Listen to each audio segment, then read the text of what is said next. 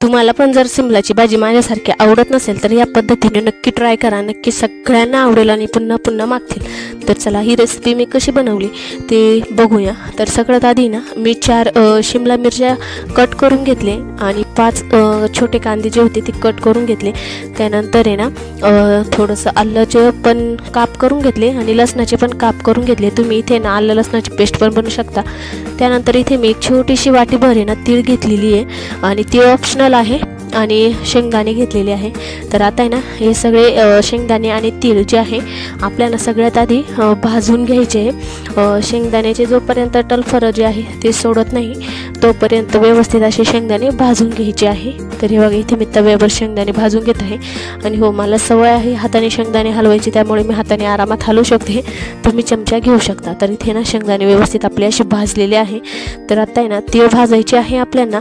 तर त्यासाठी काय करायचं आहे, तवा जो आहे तो ऑलरेडी आपला खूप गरम आहे, त्याच्यामुळे ना तवा जो आहे तो डायरेक्ट बंद गॅस जो आहे तो बंद करून टाकायचा आहे आणि त्यानंतर तीळ जे आहे ते तव्यावर टाकायचे आहे, कारण की तीळीला भाजायला जास्त टाईम लागत नाही।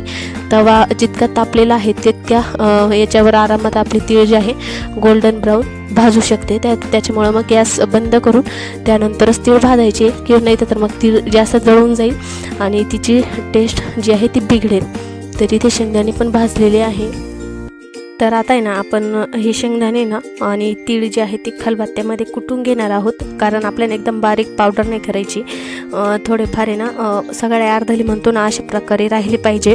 तर त्याच्यामुळं आपण खलबत्त्यामध्येच कुटणार आहोत, नाहीतर तर तुम्ही मिक्सरला बंद चालू करून असेही करू शकतात, पण मी डायरेक्ट आहे ना खलबत्त्यामध्येच कुटून घेते, कारण की मिक्सरमध्ये एखाद्या वेळा खूप बारीक होऊन जातं किंवा मग एखाद्या वेळा खूपच हे राहून जातं, त्याच्यामुळं मग आपण डायरेक्ट खलबत्त्यामध्येच कुटून घेणार आहोत।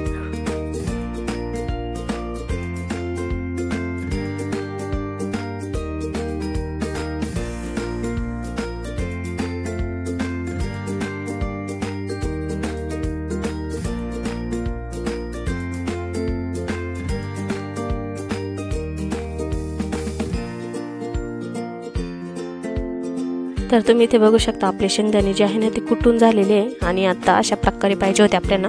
तर एका डिशीमध्ये ना शेंगदाण्याचा जो कूट आहे ना तो काढून घ्यायचा आहे आणि आपल्याला आता आहे ना म्हणजे फोडणी नाही द्यायची आहे। आता आपण जे शिमला मिरची आणि जो कांदा चिरून ठेवलेला आहे ना त्यामध्ये आपल्याला हे मिक्स करायचं आहे। इथे तुम्ही बघू शकता आता आहे ना शेंगदाण्याचा जो कूट होता ना तो डायरेक्ट याच्यामध्ये ॲड करायचा आहे आणि याच्यामध्ये आता बेसिक मसाले टाकणार आहोत आपण जे घरात आहेत तर तेच। तर सर्वात आधी ना मी इथे लाल तिखट टाकून घेतलं आहे चवीनुसार आणि थोडीशी हळद टाकली, त्यानंतर गरम मसाला आणि किंवा मग तुम्ही चाट मसालाही टाकू शकता। चाट मसाला जर टाकला तर मीठ थोडं कमी टाका, कारण चाट मसाल्यामध्ये ऑलरेडी मीठ राहतं त्याच्यामुळे। आणि हे जे किचन किंग वगैरे जे काही मसाले असतात आपल्या घरामध्ये डेली यूजसाठी किचनमध्ये तर ते टाकायचे आहे आणि चवीनुसार मीठ टाकायचं आहे। हे सगळं जे आहे ना मिक्स करून ठेवायचं 5-1 मिनिटासाठी, म्हणजेच शिमला मिरची आणि कांद्याचं जे पाणी आहे काही ते सुटून जाईल तोपर्यंत। त्याच्यासाठी मग हे सगळं मिक्स करायचं आहे आणि 5-1 मिनटं याला आराम करण्यासाठी बाजूला ठेवून द्यायचं आहे।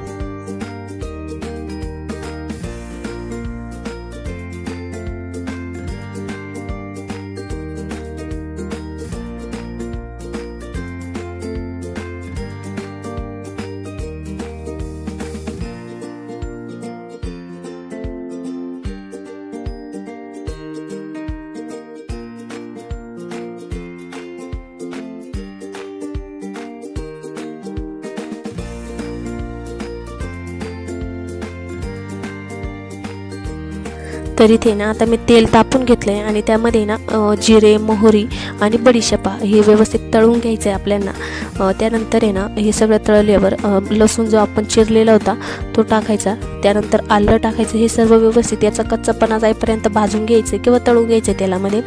आणि त्यानंतर डायरेक्ट आपण जी शिमला मिरची किंवा जो मसाला तयार करून ठेवला आहे तो यामध्ये ॲड करायचा आहे आणि व्यवस्थित परतवून घ्यायचं आहे। पण परतावताना एक काळजी घ्यायची की शिमला मिरचीचा जो क्रंच आहे ना तो गेला नाही पाहिजे, कारण शिमला मिरची म्हणजेच क्रंच तिचा मेंटेन करता आला पाहिजे आपल्याला, तेव्हाच ही रेसिपी जी आहे ती खाताना पण मजा येते आणि एक टेस्ट पण तेव्हाच खरी समजते तिची। तर आता व्यवस्थित झालेलं आहे। आता हे सगळं जे आहे ते याच्यामध्ये टाकून देणार आहोत आणि लो टू मिडियम गॅसवर व्यवस्थित परतवून घ्यायचं आहे याला।